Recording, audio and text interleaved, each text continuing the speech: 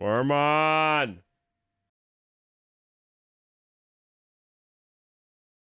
I've watched like 2 more Kamen Rider series since you abandoned me. You gonna come back sometime?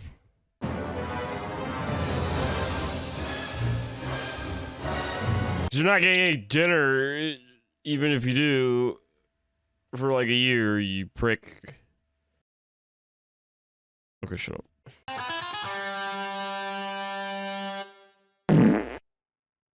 So yeah, I watched Kamen Rider Amazon's first. Well, they call it Amazon Rider for some reason.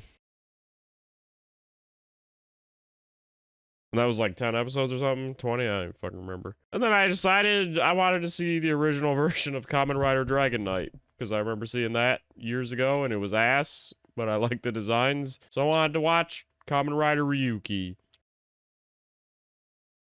And it was good. This is a stark contrast from Black Sun and Amazons. I mean, it's definitely not like as gory and dark. There's a lot more charm and humor in it. It's a lot lighter. It still does like Kamen Rider things. It's still like weirdly dark at times and murderous and Kamen Rider-y, but it's a great thing to follow up Amazon with. It has like some of the coolest fucking designs for riders. Because Kamen Rider Knight is the best ever. He almost doesn't even look like a Kamen Rider because he doesn't have bug eyes. Is that racist to Kamen Riders? I don't know. He's just got like, I don't know, some weird eyes under a grating thing. Ryuki's got bug eyes under a grating thing. He looks cool too. He's one of my favorite main rider men people. I'm sick again. I have ligma like every other week. He's got weird pecs. Just like Haruka's Amazon rider form. Toei can't make pecs, I guess. I mean, Kugas look weird too, but they're fucking gigantic. And both Kamen Rider Knight and Ryuki, they get like these high quality fiberglass looking super forms. They look like they're cars, basically. As far as like action goes, I mean, this is like from 2006. So the effects are kind of poopy and almost look like birdemic effects at times. I'm sorry, I didn't mean it. Like the choreography is kind of pretty basic, but like it's still fun to watch. But yeah, I mentioned his charm, like especially with the hero of the series. He's very dumb and just acts so weirdly and always making like odd faces. And then there's this like programmer assistant girl that works for the same newspaper he does, who is just the weirdest character I've probably seen in any of these shows. And there's been some weird ones. I mean, I fucking watched What About Fruit? And it almost feels like not a whole lot is happening, because there's like a rider battle and they're all supposed to fight with the final rider getting his wish granted. I think there's supposed to be like 13 of them, and I didn't really count, but I don't recall seeing 13 total. There's even like a kind of like hack rider who's artificial, who's not even one of them. And I think even with him, it didn't add up to 13. Which, by the way, there's like a moment where... Fuck, I'll get to it later. Maybe, if I remember. But yeah, it feels like not a whole lot happens. It's supposed to be this big tournament going on, and it sort of feels like they fight each other and fight monsters from time to time. All while the guy that started this battle is just kind of yelling at him to fight. He's just harassing them. I mean, he's got like a deadline and he needs, I guess, to build up power. It's not really clear. I'm assuming the riders are supposed to fight monsters, and like their own monsters they have contracts with that kind of give them their Kamen Rider powers, or they eat the essence of monsters they kill, and I'm assuming they're supposed to be eating each other's essences and other monsters and stuff and getting stronger, and then the final rider will have a lot of power. The Kanzaki man, the guy behind the whole rider battle, I'm assuming he plans to like kill the final rider and take all that power himself so he can grant a wish. That's never really clear. It's not even clear what the mechanism for this wish is. It just, somebody wins and they get a wish. It's a very vague show. Forgot my fucking point. But yeah, Kanzaki just tells people to fight a lot. It kind of just, that's the plot. Until it gets to like the final episode. Then it has a bunch of cool twists and stuff and feels a lot more climactic. But up to that point, it's not like Kamen Rider Gaim where the world is going to shit, or in Decade where the world kind of goes to shit in the beginning. Not a whole lot goes to shit, really. More things need to do that in this show, in all of them. I mean, I watched like the first episode of Kuga, first couple, and that felt like higher stakes and stuff right from the get-go. So it's really, the plot to this one's really weird, but like, there's something about the charm to it. I don't know. Oh, you know, I guess I'll get to some gripes before I forget.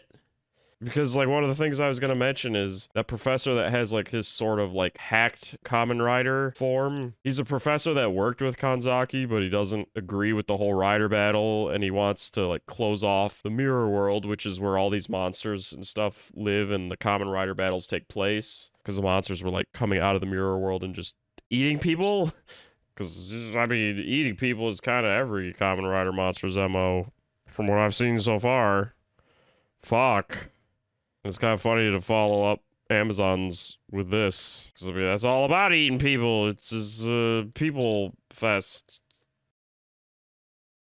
But yeah, this professor wants to close the mirror world, and he makes like his own Kamen Rider belt, independent of this whole thing. And he's got like 2 disciples with him, and another one of them has a rider form just like his, and then yet another has an officially licensed Kanzaki rider belt, and he's a tiger-themed Kamen Rider. But all 3 of them have like a rider deck themed around the tiger. Like, they all have the tiger themed deck, because Kanzaki's riders all have like these deck holder things with cards in them, and they each are supposed to be like based on the monster contracted to that rider. But for some reason, these 2 fake riders also have this deck. They do it to like throw you off so you can't guess which one is the tiger guy, but like in the context of the story, it makes no sense. Like, why are they doing that? They never explain it. They don't use them when they're using their own fake rider forms. It's got their own thing, completely different from the riders. So why they got them? You fucks. But actually, you know, I'm kind of out of order with this, but Ren is Kamen Rider Knight. He's against killing, you find out, but he's conflicted about doing it. However, in the first battle with another Kamen Rider that was trying to eliminate him and Ryuki, Knight just fucking kills him. He only lasts 1 episode because he's like some gold beetle man thing, and Ren cuts his Kamen Rider deck and destroys it. And when you do that to a rider, the monster they're contracted to gets a little upset. The contract's broken, and then they're free to just fucking eat the rider. I mean, if you don't feed the monsters enough, too, because they all want to eat people. Even, like, the main hero's monster wants to eat people, and it wants to eat him when it gets, like, restless about not fighting enough and eating enough monsters. Anyway, yeah, Ren fucking kills the first rider they come into conflict with. I don't know if it was implied that it was meant to be an accident? I don't know. He kind of cuts his deck because they wear it on their belts. Really a weird place to keep it. Very vulnerable. But Ren seemed to capitalize on that and murdered a motherfucker. But yeah, he's conflicted about doing it, I guess. Like, in a way that implies that he's never done it before, I should say. He definitely has. And then there's this one other murderous asshole. This is a good transition. Named Sakura. Asakura. He's got like a Viper-themed Kamen Rider power.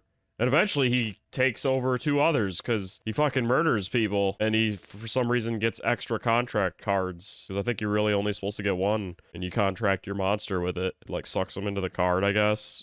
But not really. They're still free to be assholes and almost eat the riders. Whatever. Asakura gets, like, 3 cards. And 1 is for his Viper monster dude, and then